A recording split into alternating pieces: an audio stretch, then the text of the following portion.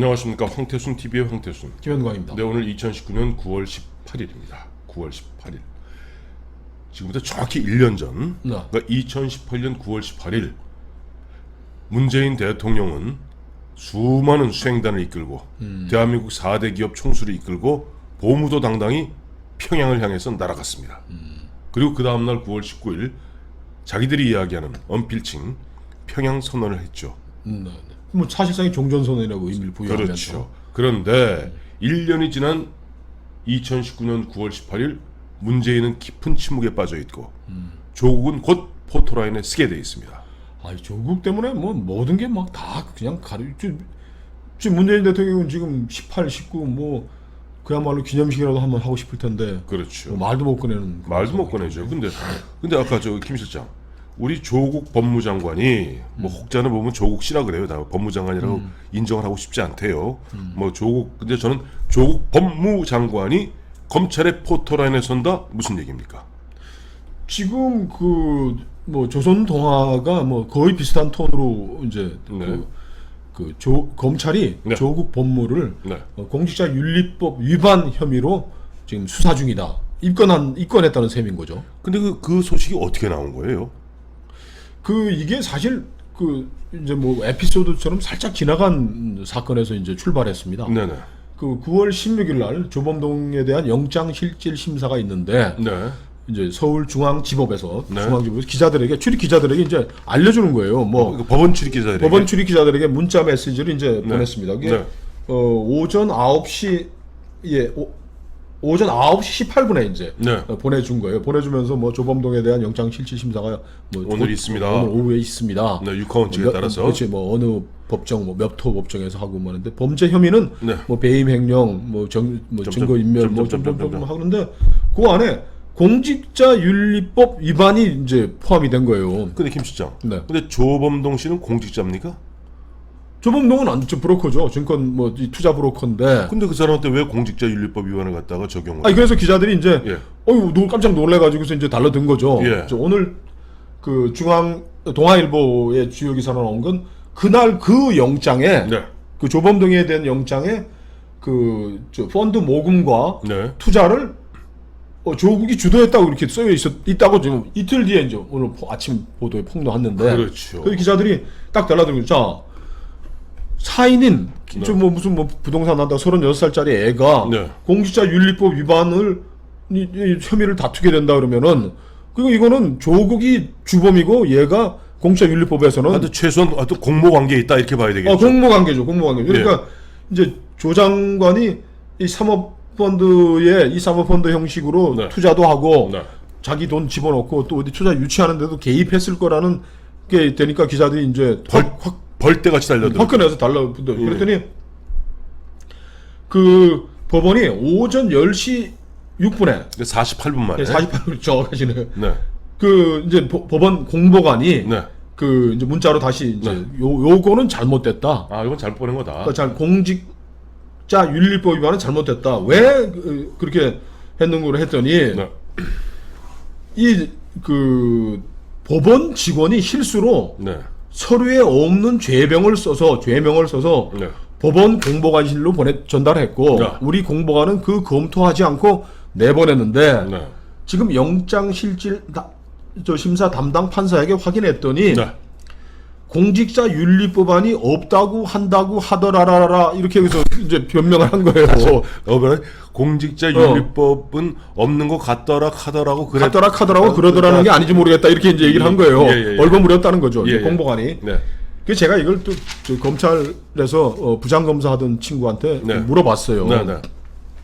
자, 지금 법원에서 이렇게 얘기하는 거 아닙니까? 법원 직원이 이게 영장실질 담당 판사는 오프라인으로 출력한 이걸 문자를 검사가 들고 와서 판사님 자 심사해 주십시오 이렇게 전달하는 거 아닙니까? 이만큼 되겠죠. 서류가 이만큼 되는데 그러면 그 안에는 공직자윤리법 공직윤리법 그게 위반이 없었다는 거 아니에요? 이 서류 도면에는 서류 도면 없고 서류에 도면 없는데 그 직원이 어디 가서 그걸 공직자윤리법을 했을까? 킥스에서 봤다.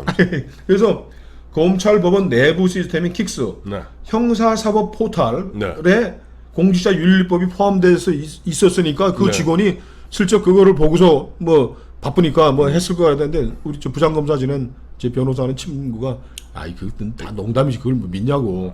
그때 내가 옆에서 들어보니 그 얘기하대. 그 부장검사 지낸 친구가 앙천대소 소대가리 삶은 소대가리가 웃을 이야기다. 그 북한에서 잘하는 거고 첫째 그 법원에도 공보 판사가 있고 네.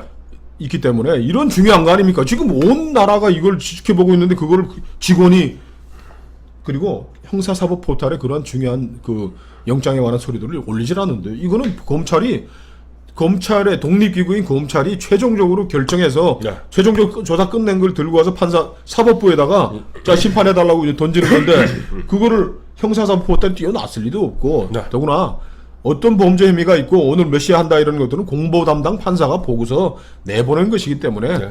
그건 그러니까 충분히 이해가 돼요. 근데 이미 그러니까 16일 날 검찰이 법원에 제출했던 거기에 공직자 윤리법 혐의가 포함되어 있었다는 게 사실인 거죠. 그게 사실인 거죠. 그게 사실인 것이고 이제 그렇다면은 조국 현 법무장관은 공직자윤리법 어떤 부분을 갖다 위반했는가요?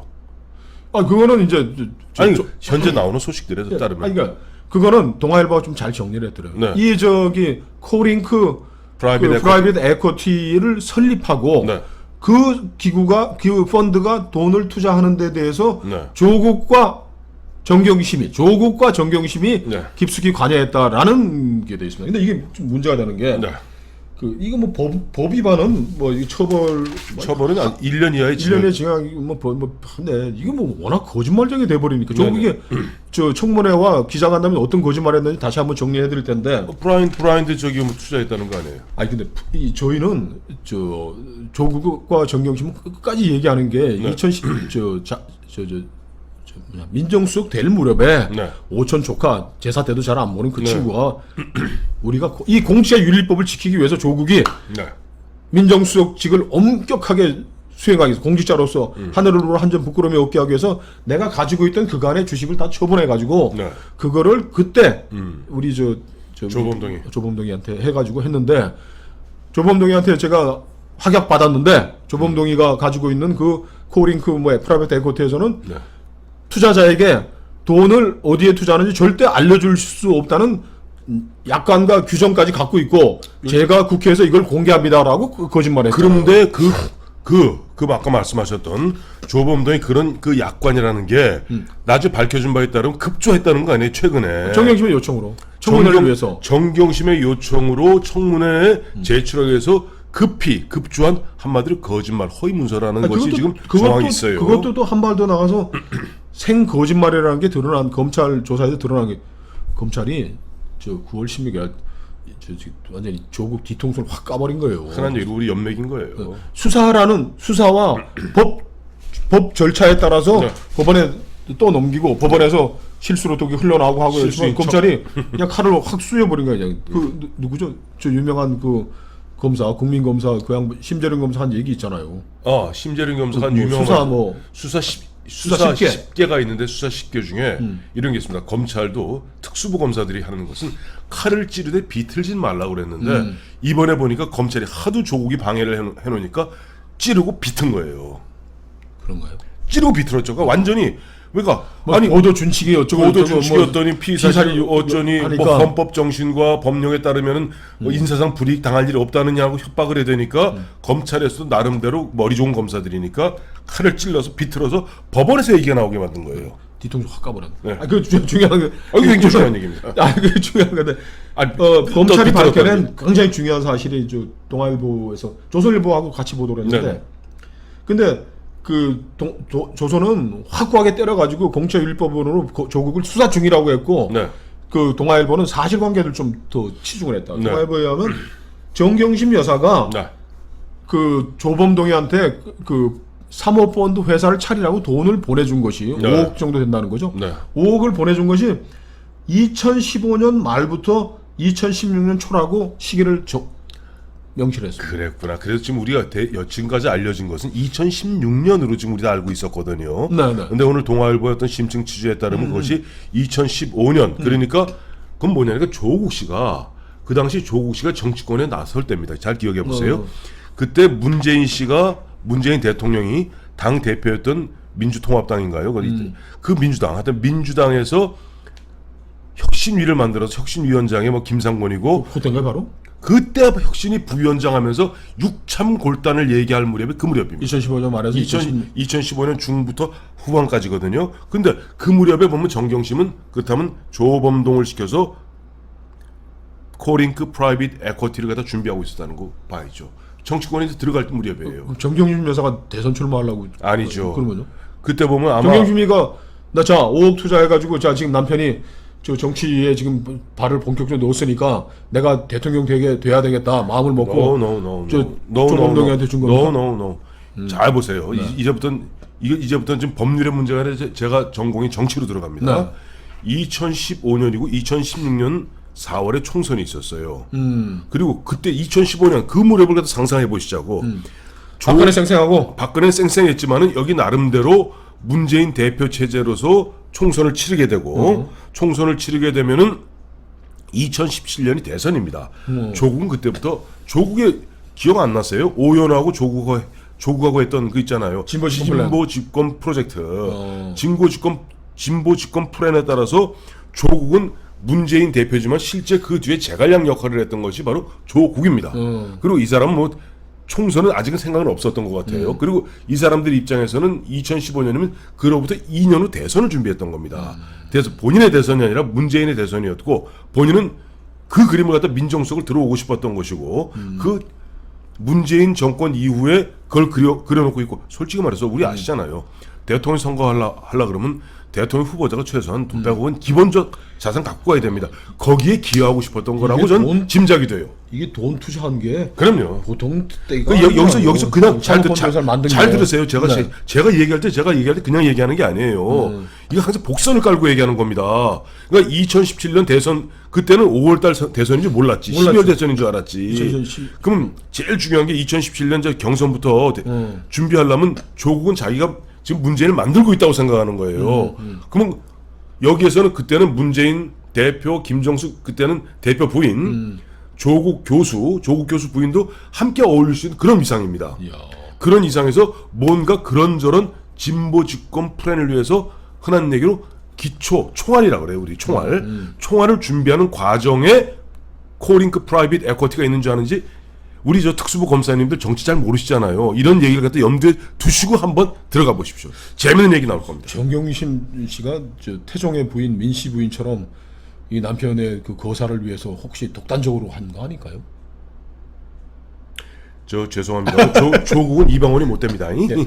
그래서 하여간 이게 굉장히 중요한 부분인 것 같아요. 그러니까 이게 무슨 자기가 뭐 민정수석이 되고 공직자윤리법에 따라서 주식 백지 신탁 이 제도 때문에 한 게 아니고 이 회사는 별도로 차린 거야. 이건 원래 차렸던 거야. 원래 내가 얘기 좀 우리 김 실장 얘기 들으면 2015년부터 무언가를 위해서 그것이 뭐 노후 자금 마련이 되었던 아니면 무슨 선거 자금 마련이 되었던 무슨 목적이었던 간에 2015년 중하순 말부터 차곡차곡 준비했던 거고. 검찰에 이게 이 팩트가 그 코링크 프라이빗 에쿼티를 세운 때가 정경심의 돈으로 세웠다는 게 이거라는 게 벌써 조국이 그 청문회에서 한 이야기들의 대여섯 가지는 다 거짓말이라고. 그렇죠. 내가 좀 민정수석 하느라고 주식 정리하느라고 했다. 조범동이는 그때 뭐 알지도 못하는 애를 만났고. 그 회사의 정관이 가짜로 만든 건데. 가짜로 하고. 정관에 어디 투자하는지 몰랐다는데 정경심이가 여기저기 뭐 계속 WFM에서는 뭐 돈까지 뭐 이자로 받고 투자 이자로 받고 1,400만 원. 돈은 또 10억 3천만 이건 또 어디 갔나? 10억 3천 투자한 것도 돌려받고 53억 검문 경향신문 보도입니다. 검문 돈은 들어오고 이게 뭐 완전 난장판을 만들어 놓은 거야. 그런데 이제 조국은 이제 여기서 이제 어차피 이렇게 되면 이제 포토라인에 설 수밖에 없는데 조국은 끝까지 이긴 것 같아요. 저는 진짜 몰랐습니다. 저는 몰랐어요. 근데 제가 정치 얘기를 하시니까 저도 정치 얘기 하나 하겠습니다. 홍인길 씨 있잖아요. YS 깃털 돈 책임자 재정 책임자고 검은돈 책임 그 당시엔 검은돈이 홀로 다니던 시절이었는데 홍인길 씨가 나중에 청와대로 총무수감에 청와대 사무관인데 제가 이제 뭐 친한분이라서 감옥 갔다 와서도 뭐 저녁 소주 한잔 먹고 그랬는데 그분이 늘 하는 말씀이 있어. 주지 모르고 시주 안 한다. 절에 시주할 때는 주지를 보고 시주를 하지. 주지 스님 모르는데 부처님 공덕을 뭐 하기 위해서 제가 우리 집 팔았는데 3억 저기 뭐냐 저 총무 보는 그 무슨 뭐 보살님한테 내고 이런 사람 주지 스님 안 내가 스님 저 뭐 하면 스님이 그래 뭐 이렇게 되는 건데 이걸 얘기를 왜 하냐면 YS가 1992년 대선 때 네. 저녁마다 지방에 유세 갔다가 저녁마다 올라온 거야. 네. 왜? 돈 받으려고. 돈 받으려고. 아니 주지 스님을 봐야지 시주를 하지. 어떤 미친 사람이 어떤 미친놈이 홍인길 알지. YS에 뭐 저 이종 뭐 족하고 하지만은 저 500억 들고 온 사람이 1000억 들고 온 사람이 저 회장이 저 신라 호텔 어디 뭐 팔선에 중국집 방 잡아놨는데 홍인길이나 나가지고 이 회장님 저 YS 바쁘다고 지금 유세하느라 바쁘다고 그러는데 저보고 받으라는데 그런데 아이고 홍수석 미안하네. 아니 그거 나중에 하자. 나중에 내가 총재님 뵙고 얘기할 거니까 오늘은 저녁이나 먹고 가서. 아니 그래서 용돈 좀 주겠지. 아니 근데 했는데 저녁이나 먹고 가라는 거지. 아 이거 총재님 뵈야지 뭐. 그리고 돈 들고 온다는 게 뭐 공식화된 것도 아니고. 아 그래 홍수석 저녁 먹자 같이 먹고 가는. 나중에 바쁠 때는 그걸 대신 받은 사람이 딱 한 명 있었다 그러더라고. 누군지 알겠네. 누구죠? 아들이겠죠. 아들이지 뭐. 아들이니까 그래서 나중에 YS 대통령 청와대 시절에 그 무슨 뭐 민원이 오고 하 그러면 내가 물어봤어 현철 씨한테. 아 왜 저 사람은 왜 저렇게 봐줘? 그러면 네, 그때 얼마 냈습니다. 뭐 이렇게 되는 거거든. 자 김대중 대통령 정치자금 누가 관리했습니까? 건너간 말고 또 있잖아요. 큰 거는 또 아주 큰 거. 아주 큰 거. 아니 대통령이 되고 나서 아니 대통령 되기 전에. 되기 전에. 아 되기 전에 아무래도 큰 거는 저 아들 아니겠어요? 큰 아들. 큰 아들 홍일. 돌아가신 양반. 그러니까 이 돈에 관해서는 자 투자자들이 주지를 봐야 돼. 주지를 봐야지. 주지가 없어요. 근데 주지가 뭐라도 봐야 돼. 조국 수석은 지금 이게 조국 수석이란다. 조국 저 법무는 이게 뭐 자기는 뭐 설립도 모르고 투자도 모르고 뭐 하고 이제 딱 이제는 음매 그게 뭐 우리 마누라가 차린 거예요. 그 참 얘기도 안 해주고. 참 나쁜 마누라네. 우리 저 김강호 선생님이 어저께 뭐 이불 공동체라는데 그 집 이불 공동체도 아니고. 이불 공동체 저 주호영 의원이 얘기했어요. 예. 자, 그러면 지금 마무리합시다. 이게 저 우리 정치 얘기로 흘러가니까 아사로 흘러가죠. 저하고 김영환 씨랑 정치 얘기하면 끝도 없는데. 아니 주지 스님도 안 보고 시주하는 놈도 이렇게 많았다는 게 이게 말이 되는 거예요? 자, 오늘 결론 내겠습니다. 우리 특수부 검사님, 우리 애청자 여러분, 우리 김영환 시장 옛날 홍일기 전 수석의 말을 그대로 빌어서 주지 스님 모르고 시주 안 한다. 결론이고 또 하나 우리 이런 거 있죠. 우리 저 검찰에 유명한 격언이 있습니다. 특수부에서 포토라인에 세울 때부터는 그냥 와서 사진 찍고 가라는 게 아닙니다. 처벌을 갖다가 처벌하지 못하는 사람은 포토라인에 세우지 않습니다. 아니 근데 포토라인 쓰기 전에 웬만하면 공직자들이 사표 내는 거 아닙니까? 난 와 이거 사표 안 낼 것 같죠? 안 낼 것 같아요.